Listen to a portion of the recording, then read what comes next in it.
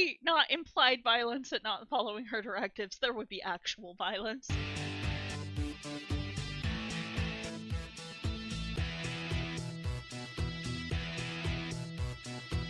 Hello, and welcome to the Afterspark podcast, an episode-by-episode recap of the Generation 1 Transformers cartoon. I'm Als. And I'm Specs. And today we're going to be talking about episode number 34, City of Steel. Let's talk about giant robots today, shall we? Sure.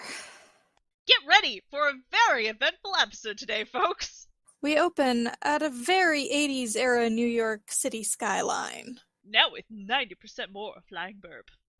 Laserbeak enters a manhole and flies down into the sewers. Cowabunga, dude! None of this makes sense. I mean, where did all of this water come from? It's like a river down here.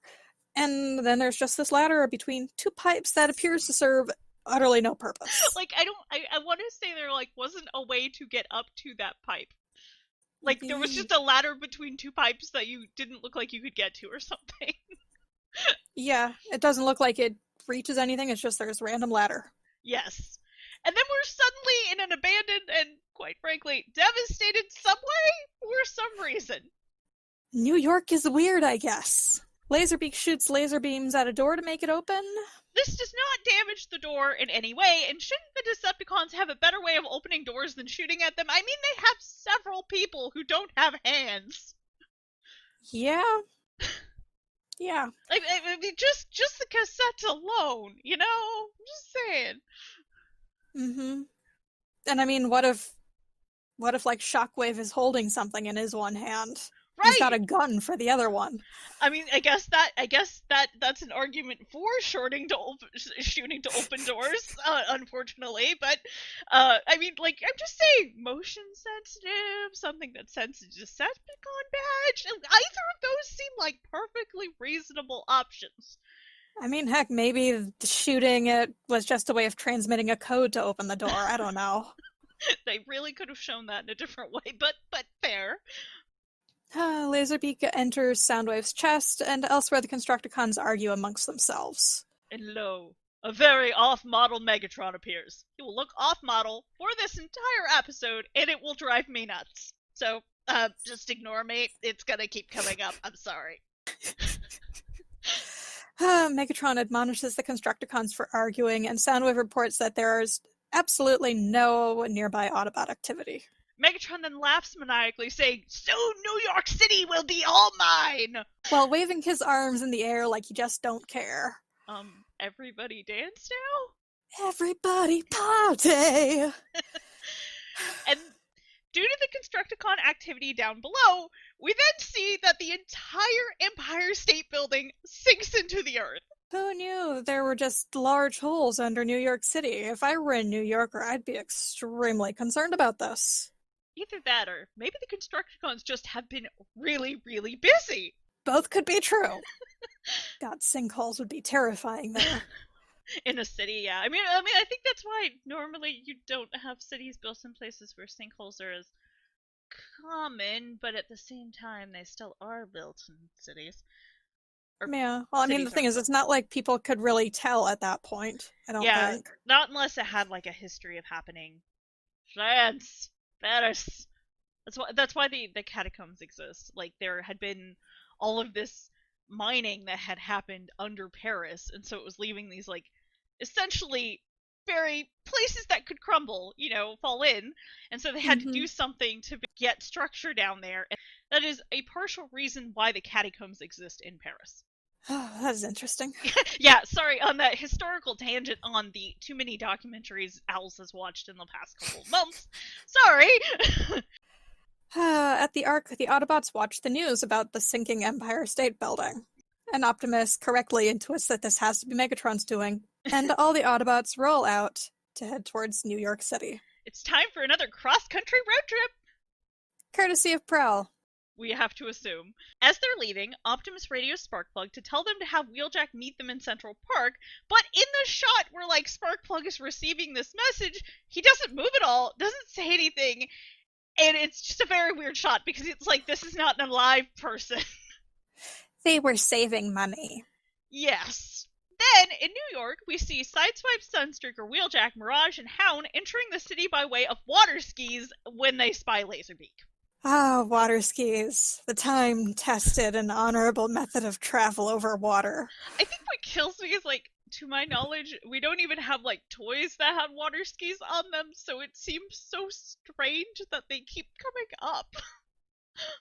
It's a goofy show from the 80s about giant robots. Of course they're going to bring up water skis. You're right. Whatever was I thinking? It was the hip thing. I don't know. But yeah. Sure. I mean, geez, if they're road tripped to New York City... Like, where were these other group that they're water skiing to New York? Yes, and where did they start out from? Florida. They were on the beach, man. Sunstreaker wanted to have a good time. Yeah, found some people who were willing to have hot car washes. I don't know if the robots would be entertained by that, but probably not. But it is a funny thought. Yeah, especially since at least 3 of them are supercars. I mean, yeah, a lot of them are like that, where they're like very expensive cars. There's knockouts like that too. It's like, it's just absurd. Sorry. Tangent. Yeah. I'm good at tangents today. We're both good at tangents. Then, in a 2-second interlude, we see Optimus, Bumblebee, Ratchet, Ironhide, and Bluestreak reach New York via highway before we cut back to the underground Decepticon lair, where they appear to be refurbishing the Empire State Building. The entire thing.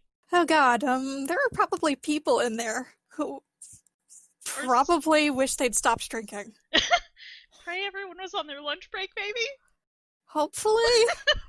Either that or they're just, I don't know, they're not having a good time, probably. I can't imagine why they would.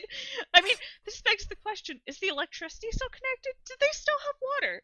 Like, I don't know how the Constructicons would have managed that, but I'm just saying, like, you know, a specific kind of person, if they still had working electricity, phone lines, fax lines, whatever, might just keep working. I'm not sure that they would, considering that I don't think those wires have a whole lot of give to them. Allow me to put it this way. They probably shouldn't, but I also know what kind of show I'm talking about. Yeah. Laserbeak warns Megatron that the Autobots have arrived. He's so off-model. Yep. It is your trial and tribulation, Owls, for watching this episode. Apparently, this episode just wants to hurt me. Anyway, the Autobots are met by Soundwave and his cassettes as they arrive at Central Park. Rumble and Soundwave each finish each other's sentences for a little bit. Okay, well, possibly Frenzy says something in the middle, too. It shows him on the screen, but his mouth isn't moving, and so help me God, even I can't tell Rumble and Frenzy's voices apart. It doesn't help that they're also both voiced by Welker. This is just one person saying a sentence in 2 to 3 silly voices, isn't it? Yep. God, it reminds me of the thing that I just saw today about, apparently there's an episode of Batman where basically all of the characters are voiced by Mark Hamill. Mark Hamill is to Batman what Frank Welker is to Transformers. That sounds right, actually. And like I think there were a lot more like other voice actors that did a bunch of voices in Transformers than in Batman, but still, it's a funny thought. Yeah, but I think the plot of that episode was Mark Hamill gets kidnapped. Oh, like yeah! The voice actor Mark Hamill. And then... Yeah! You know, the Joker comes up with surprising frequency on our podcast. I just want to bring that up. Mm-hmm. Rumble and Frenzy then use their pile drivers to pound the ground for a bit, and Ironhide just kind of keels over. Ironhide just decided he was done for the day.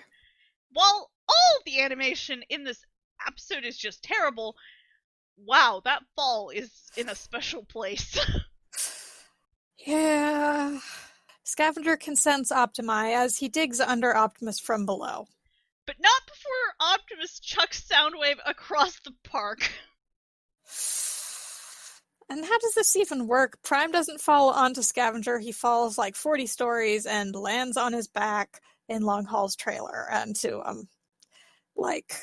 illustrate the scene, Scavenger was up on some sort of thing or whatever so that he could dig up to where Prime was, and then suddenly when Prime falls down, Scavenger's not there, the thing he's on isn't there, but Long Haul and his trailer are significantly further down. Yeah, he just falls 40 feet or 40 stories, it's fine.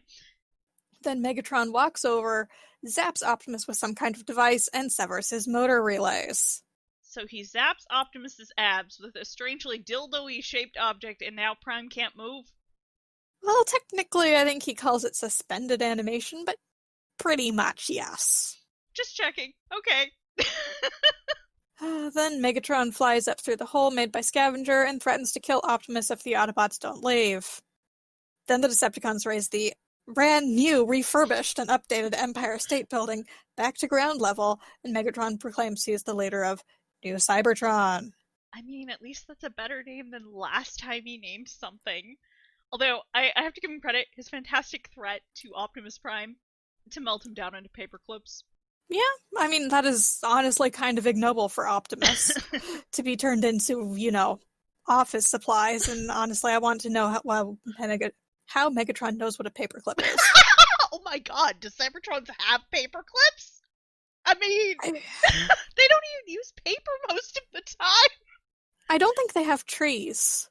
Yeah, that's also true. And paper would be very flimsy for them unless it was unless they had an equivalent. Just saying, who took Megatron to an office supply store? This is what I want to know. Why? He obviously learned this when he learned what a guinea pig was. Yeah! And so, after this threat, New York City is being evacuated by both the Autobots and the humans. How nice of the Decepticons to let them all orderly evacuate. Huh. But then Spike has an idea, and all the Autobots exit the highway. That was an extremely convenient exit, and I have to wonder who Megatron is going to rule in his city of New Cybertron. It's just the Decepticons, it's a bigger base. But what was even funnier about that exit is they were totally on a bridge. So, that was a very convenient exit.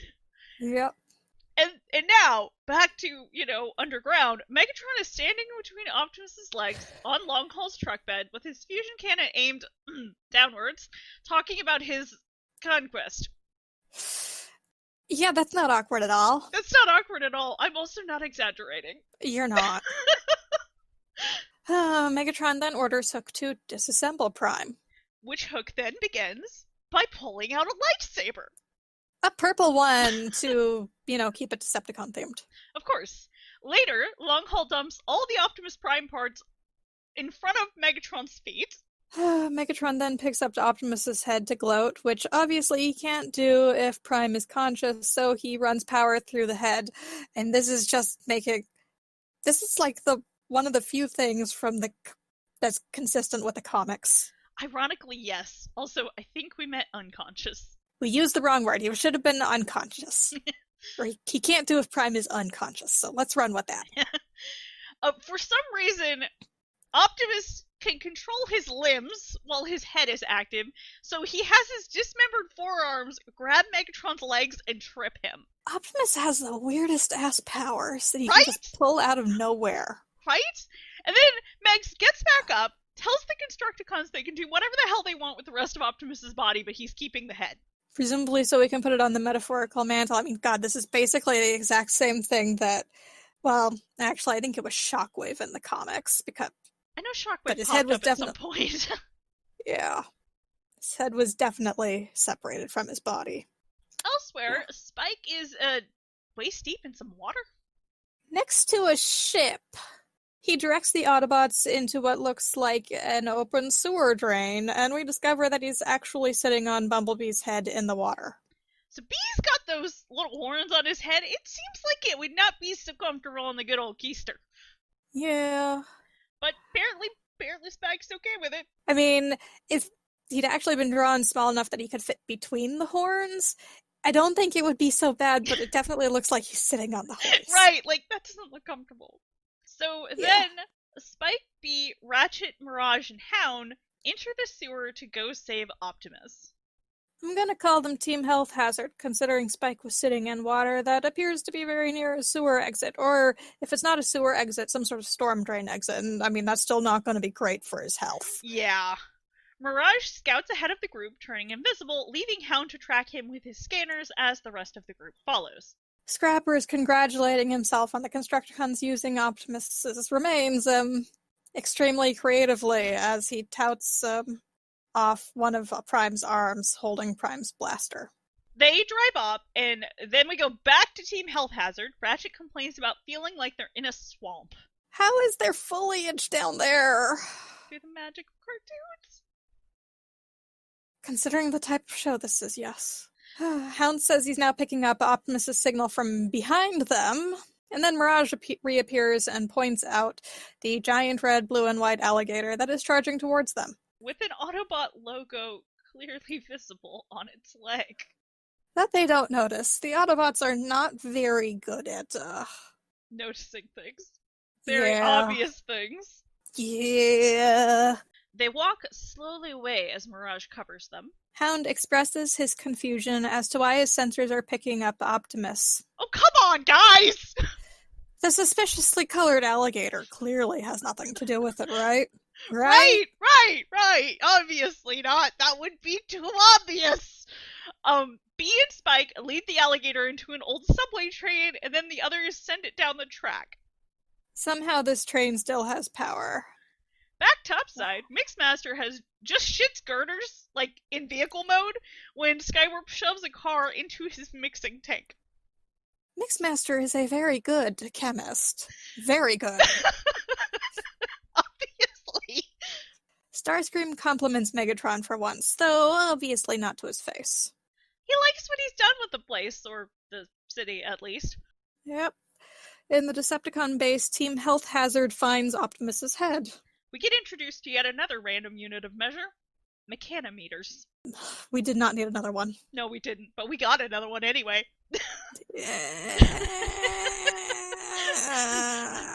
You see what you did, Transformers? See what you did? You like... Oh god, is it 40 years old? You like 30-something-year-old show. You broke specs. I think it's like 35 years old, considering that I think Mount St. Helens was in 1980. Yeah. Ratchet runs power to Prime's head, and Prime uses his telepathy to bring his legs to them. I just want to know what his legs were even... Like, what were they a part of? Did they just shove them in a closet? Especially considering what they did with the rest of him. Yeah, I don't know. Maybe Optimus Prime... Oh god. Maybe Megatron wanted his legs used as... I don't know. I don't want to know. I don't want to know. I don't know. Well, I was thinking, like, Good. Parts of a chair or something. Yeah, that seems dumb enough to be a thing. Of course, this is when they realize that alligator was made out of Prime parts. And it has a name, the Alligator Con. Of course. And next, Hound, Mirage, and Ratchet are wrestling with the alligator, while Bee and Spike stand off to the side next to Prime's huge freaking legs, while primly holding Optimus's head. Wait, does this mean they carried the legs down here, or did Prime move them with telepathy, like, the entire time? I mean, it's anyone's guess, I guess. They're so big compared to everybody else. And then Prime is apparently able to subdue the beast with yet more mind waves. Ratchet is able to mostly reassemble him, except for the arm we saw Scrapper carting off earlier. I mean, there were still parts left over, so what? Red and blue parts, even. They do not look like they were just random parts the Decepticons should have had lying around. Well, unless it was left over from one of Megatron's, toys? Oh god, no. I'm not going there. Goodbye! Goodbye! Good night, everybody! Optimus gives Mirage a side hug with his one arm and tells him to radio the others, because Megatron is in for a shock. Topside, we see Bluestreak, Wheeljack, Sunstreaker, Ironhide are walking around in the streets. I'm calling this team Hot to Trot since, they're out and about.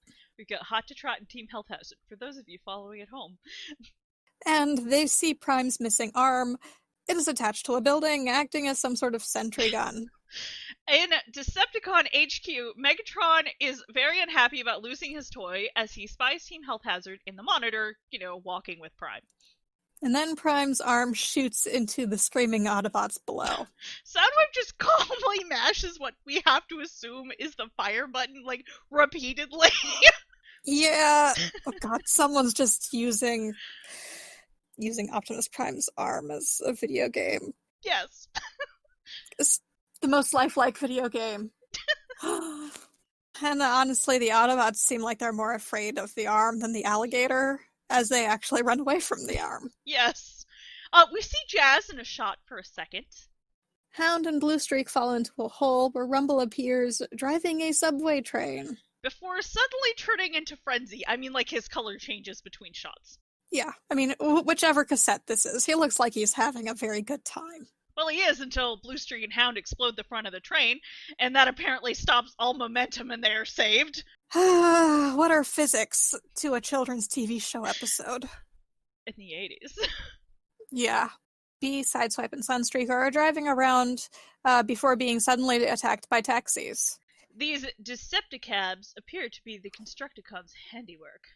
B, Sideswipe, and Sunstreaker gracefully leap over them in vehicle mode before Prime mows the taxis over while in his own vehicle mode, and then he takes out 3 Constructicons in their little firing stations for good measure.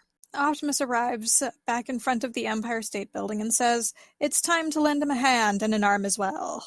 Oh, Optimus, you and your dad jokes. Prime and Ironhide scale the building to retrieve Optimus's arm. Along with Ratchet, but I think what more of note here is Ironhide's got a grappling hook too? Megatron orders an airstrike by the Seekers. The Seekers are damaged, and Starscream calls the other 2 cowards before Sideswipe jumps into the air, with no visible sign of his jetpack, and grapples Starscream while Starscream is in jet mode. This sounds like it's jet judo on... Steroids. Yes, I couldn't remember the word. And then Starscream ends up diving into the river as Sideswipe just flies off perfectly fine. Well, I guess he had that jetpack. That invisible jetpack. Yeah. The Constructicons form Devastator, and they attempt to step on Wheeljack before climbing up the refurbished Empire State Building after the Autobots. B and Spike infiltrate the control room where Soundwave and Megatron are. They like to live dangerously. Very dangerously, considering they keep throwing Spike, or Spike throws himself, into these situations. Yeah. Soundwave stands up and begins shouting, "Intruders!" Megatron says they are doomed? But is he going to take the steps to make sure that they're doomed? And I don't think he does. I think he tries. Yeah, I mean, Spike insults him, and then Megatron says something to the effect of, "You dare insult me in my own command post!" You come into my house and... I did not go out to have a good time. I specifically stayed in, and I'm feeling so attacked right now. And then Spike and B, run around the room and maneuver Megatron into shooting the command console, which deactivates Prime's arm. Yeah. And then Soundwave, in order to, deal with this, sends the Burbs after Spike and Bumblebee, presumably so he can attempt to, I don't know, do damage control on the console. Outside, Devastator grabs Prime, like King Kong, and whacks Ratchet and Ironhide into the tower. Wheeljack even starts talking about King Kong before sending in some remote-controlled helicopters. After Devastator. I think Wheeljack just decided he was going to have fun with this. I mean, that's fair. I mean, did he just jury-rig the helicopters, or did he go and did he have them already prepared? I mean, really? In some way. It's up in the air. Which one? Yeah. Ironhide and Ratchet, meanwhile, shoot the floor out from beneath Soundwave and Megatron because they're, I guess, a floor above. And so Soundwave and Megatron end up falling past them and into another hole? Through a hole in the floor. Or they make a hole in the floor, but it is so goofy looking. It's amazing. We definitely have a GIF we get to reblog. It's going to be great. Yes. They just, Ironhide and Ratchet look so pleased with themselves. I think they do a little handshake or maybe a thumbs up. Something like that. All I can say is, quite frankly, that off-model Megatron, he deserves to be in that hole. Yep. And so Devastator is climbing up to the top of the tower, and then Prime uses his mind powers to supercharge his gun and shoot him. Devastator falls, disassembling into the individual Constructicons as they flee. I actually just want to ask how Optimus Prime managed to supercharge his gun when it's been his limbs that he's been controlling. I have no idea. That's neither here nor there. Because while the Constructicons flee, so do Soundwave and Megatron. They follow close behind them. After the battle, Ratchet reattaches Prime's arm. He probably feels pretty good about that, because Optimus says, "just as it always was," while squeaking horribly. And my biggest takeaway from this episode is that this really seems like a two-parter that they crammed all into one episode, because I kid you not, like, the entire Megatron taking over New York part, like, happens in, like, under 5 minutes. And I really feel like probably it should have been two parts, and the end of the first part would have been right after Optimus got kidnapped. But no, it's just like this, everything happening in 5 minutes, and then a relatively normally paced episode after that. It was weird. Anyway, Yeah.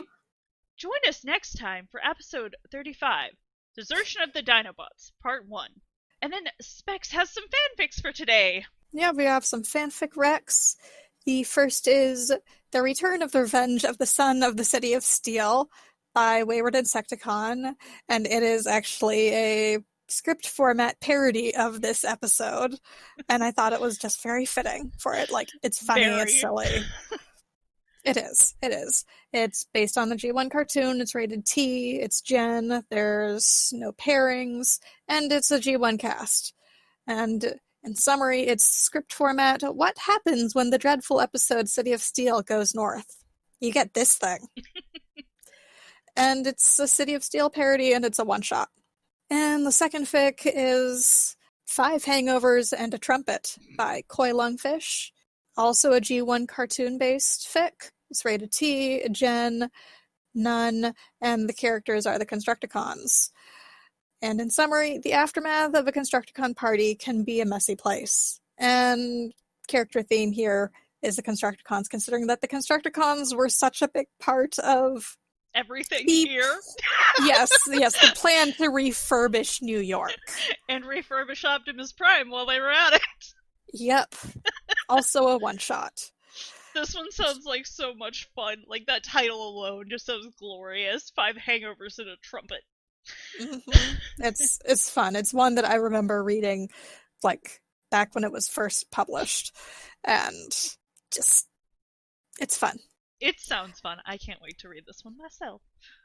And that about wraps it up for us today. Remember to check us out on Tumblr or Pillowfort as Afterspark-podcast for any additional information, show notes, or links we may have mentioned. You can also find us on Facebook and Twitter at AftersparkPod, all one word, and various other locations by searching for Afterspark podcasts such as AO3, iTunes, Google Podcasts, Spotify, and YouTube, just to name a few, and feel free to send us questions on Tumblr or YouTube or AO3.